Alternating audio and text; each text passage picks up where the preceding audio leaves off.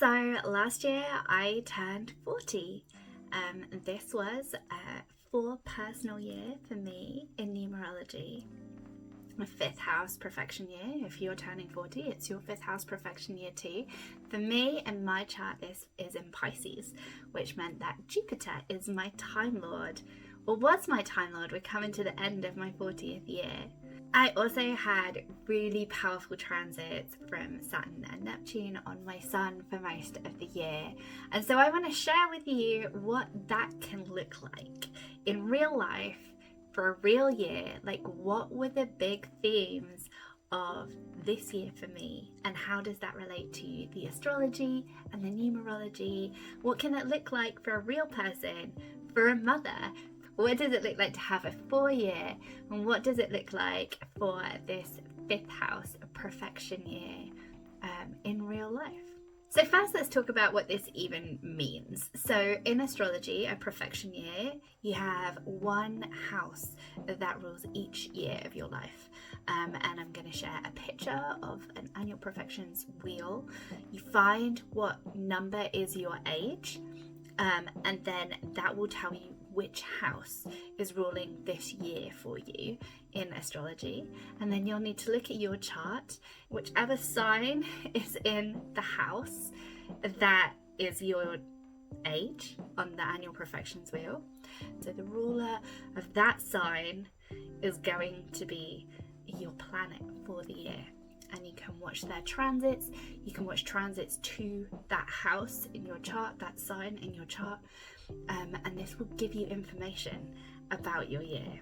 So if you are turning 40, then you will be entering a 5th house profection year. And this generally has themes of like joy and creativity, children. It can be a symbol for fertility or for transitions with your children through your motherhood journey. It can also be about art and creativity and creating something beautiful with your life, about visibility, about being the star of your own show. This is Leo's house, after all, the 5th house. Because for me, in my chart as a Scorpio rising, my 5th house is in Pisces, and Pisces is ruled by Jupiter. So Jupiter is my Time Lord for the year. At the same time, alongside that, in numerology, I entered a personal 4-year. So you work this out in numerology by adding up your date of birth, the month and the year, and then whatever year you're in. So for me, this was the 19th of March, so 1, 9, 3, and then 2026, so 2026. You add each of those individual numbers together, and then if you have like a double number, then you add those two numbers together and refine it down until you have one single number. And mine is number 4, or was number 4. It wasn't 2026, it was 2025 that year. Anyway, so yeah, that's how you find out your personal year in numerology. So a 4-year is about structure, about responsibility, about creating foundations, about stability, and with alongside a 5th house profection year, joy and creativity meets security and stability. And so here are some of the things that happened and how that played out in my life. Let's start with talking about children. Now, I'm a mum. I've got 4 boys, and they range in age from, I have a 19-year-old and then I have 3 little ones. And my littlest one had only just been born. So I was 2 months postpartum as I moved into this year, as I moved into my 40s. Going through that postpartum transition, very much like in the middle of that, as I entered my 40th year. So it was kind of slow to get going. I had plans and things that I wanted to achieve this year, but I was also very much in that like cocooning, looking after my baby, sort of doing as little as possible and adjusting to life with 4 boys. And later on in the year, I also reached a point of transition for a couple of my kids. So my 5-year-old decided he wanted to go to school. I homeschooled my oldest, so had assumed that would be my journey, but my 5-year-old really wanted to try school, so he went to school, and at the same time my oldest, who is 19, moved off to uni and left. So that was a massive transition for me as a mother, to watch one of my children like actually move out, have his own home and stand on his own 2 feet. The feelings of pride and grief and knowing that he's doing what he really loves and what he wants to be doing it's been a journey, and one that has had just both ends of the spectrum. And then my 5-year-old going to school just completely shifted our routine. If you have kids at school, you'll know the school run is like everything and kind of punctuates our day. So that completely shifted what the flow of our day looked like. And he's been exhausted. We've kind of reached the end of that journey where he's decided that he's going to try homeschool. So we've like literally in the last week, as I'm like just reaching the end of my 40th year, we're moving back to homeschooling. So that will be really fun. And also like another big moment, it feels like, in terms of the lives of my children and the way that they're growing and changing. It's been a real joy to watch them all grow up through this year.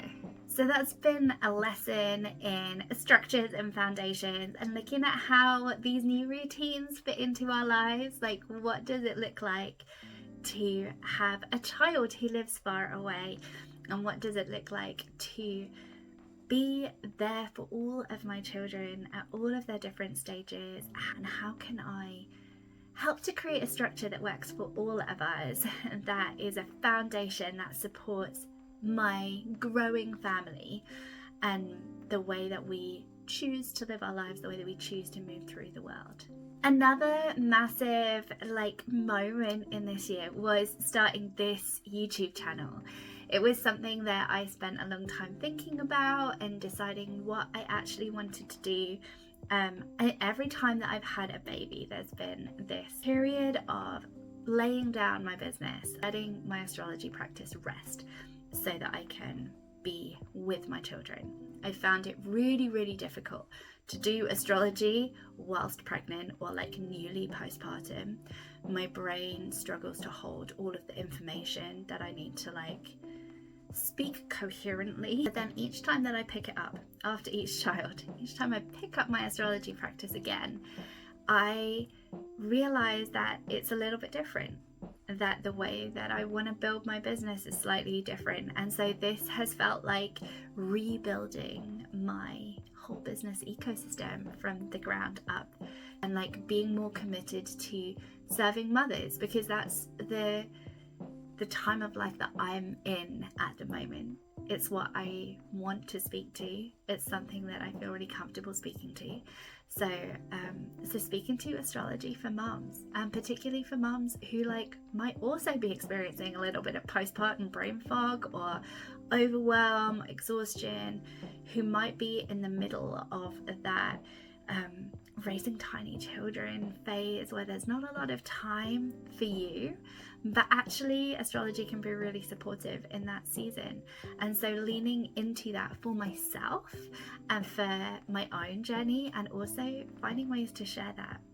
And I have spent more time on sustaining my business through connections and working with other people, collaborations. I did a collaboration with my friend Lauren at the end of last year, or in the autumn, where we spoke about the moon in our children's lives and in our lives, and how that can be really supportive to parenting and understanding our children.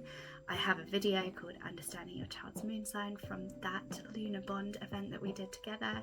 And my beautiful friend Amber has me on her podcast each month, and it's been really fun seeing how that evolves alongside my business. And then more recently, where I have been moving into sharing about mythology, it's been such a beautiful thing to step into. But yeah, over this past year, the restructuring of my business has involved starting a YouTube channel. And it's been a learning journey, and I am sure that this will continue to change and evolve as I grow and as I understand more about how to be a YouTuber, and how to create and sustain my website. But at the moment, this has been one of my favourite things this year, creating this YouTube channel and being able to share that with you. Another significant point about my 5th house is that in my birth chart, the 5th house is in Pisces, but that's also the house of my sun and my moon. And over the past year, it has been the current home for Saturn and Neptune. So just over a year ago, I had Saturn transiting my moon, and then over the past year, I've had Saturn and Neptune for a good chunk of the year, just like sitting on my sun or very close to my sun. They've like dipped into Aries, but stayed very, very close to my sun. And so I have felt this transit as kind of a becoming and unbecoming, creating structures in a Saturnine way and also having them dissolve as I'm building them in a Neptunian way. And so constantly in this cycle of like trying to build foundations, but also feeling them slip away alongside that. It's been a really beautiful process, I guess, in the almost experiencing deaths and rebirths and shedding my skin over and over and over. And it's been pretty consistent throughout the year. I've just felt these like identity shifts in my work, shifts in the way that I show up in my family as well.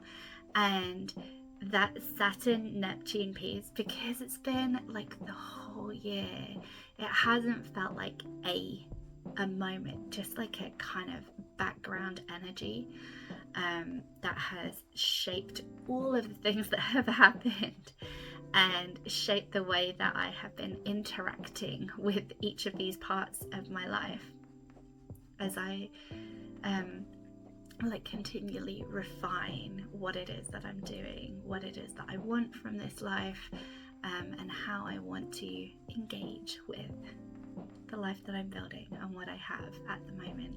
Another thing that I've been stepping into more and more this year was when I turned 40, I decided to set myself some goals, and one of them was to, for the first time in my life, create a skincare routine.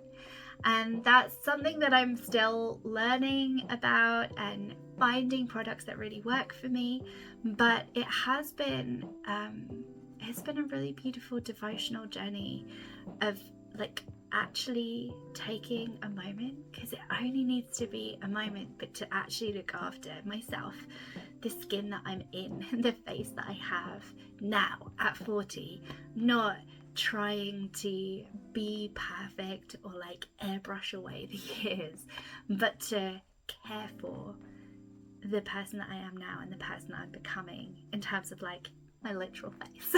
So that's been a really like much more powerful shift than I thought it would be, and it really speaks to that, to their 4 year of having foundations and building this like disciplined nurture routine into my life, and also that 5th house theme of creativity, of finding the identity of the person that I am. Alongside this has been a desire to really think about what I'm wearing and what I want my personal style to look like, and I've been drawn more and more to incorporating natural fibers into my wardrobe. I hope that eventually I will have this wardrobe of clothes that I love and that feel really good to me, rather than this mishmash of secondhand clothes that I picked up along the way, some of which don't fully fit the body that I have now. And so finding ways to honour that and to rediscover, to recreate my sense of style has been a part of my journey this year as well. And thinking about the 5th house I think sometimes we think it's about creation and new babies, and it is, but also I think as we get older and we continue to have these cycles, some of it is about transitions, about where our children are at now and what they're going through now, as a kind of a rebirth as a mother. I feel like as our children go through transitions, we are rebirthed as a new mother over and over and over throughout their lives. And in many ways, the fifth house draws that parallel between creation of children and fertility, and also all creativity. And the same goes for all of our other creative projects. That the fifth house, yes, it's about birthing them, about breathing life into new creative projects, but it's also about nurturing them over time, about reparenting them through their transitions as well, about rediscovering our creative projects and keeping them alive in our life through devotion, through revisiting, through constantly nurturing that joyful creative spirit within ourselves. So if you're entering a fifth house profection year, this might be a time for you to ask, how can I take my creativity seriously? How can I bring more structure around the things that bring me joy? How can I make them sustainable? And how can I nurture and cultivate them throughout this whole year in a way that is going to continue to sustain them and to sustain me in future years? Because creativity isn't something that we visit once every 12 years. Creativity is something that we want to, when we have time to focus on it, we want to nurture that in a way that will be there for every year and for all seasons of our life as something that we can turn to. And if you're entering a personal 4 year, it might not feel glamorous, it might not feel exciting, but 4 years are about building structure that's going to sustain you, about building systems, about nurturing yourself, about showing yourself devotion, showing devotion to your work, and again creating those structures that are going to hold the following years. That as we move into 5 years and 6 years, we're going to have the foundations built that will be able to hold that, to hold change, to hold expansion, to hold new layers of creativity within our lives. For me, there's something that's felt like deeply devotional about this year. It's felt like slowly and steadily building things, small things, the beginnings of things, over and over, and gaining some kind of mastery over that experience of rebuilding and rebuilding and rebuilding, and understanding the things that are really important to me, like revisiting my values, understanding what it is to be more expansive in the way that I'm creating things. Thank you, Jupiter. Next year, I'm moving into a personal 5 year and a 6th house profection year. My 6th house is in Aries, and so Mars will be my Time Lord, and that feels like such a different energy. I'm going to make another video about that and how I'm preparing for my 41st year and what I think that might look like for me, what things I'm planning, where I'm investing my energy as I approach that. So do stick around to watch that video if that is of interest to you. If you are at one of these thresholds moving between years, let me know which numerology year or who your Time Lord is, which profection house you are moving into. I would love to hear your reflections on how your year has gone or where you're headed and how it may have been different or similar to mine. All of us are going to have different overlaps in terms of our numerology, our profection years, and which houses, which signs these land in our charts. And so it's really interesting to hear other people's stories, other people's real stories of how it's played out for them and what it's really looked like this has been a really lovely experience to just reflect on the past year and to really honour the moment of growth and evolution that I have been through before I step into my 41st year and experience what it is to have Mars as my Time Lord again, and really consciously connect with that martial energy through the next year. I hope you'll join me to hear about what I'm planning for that.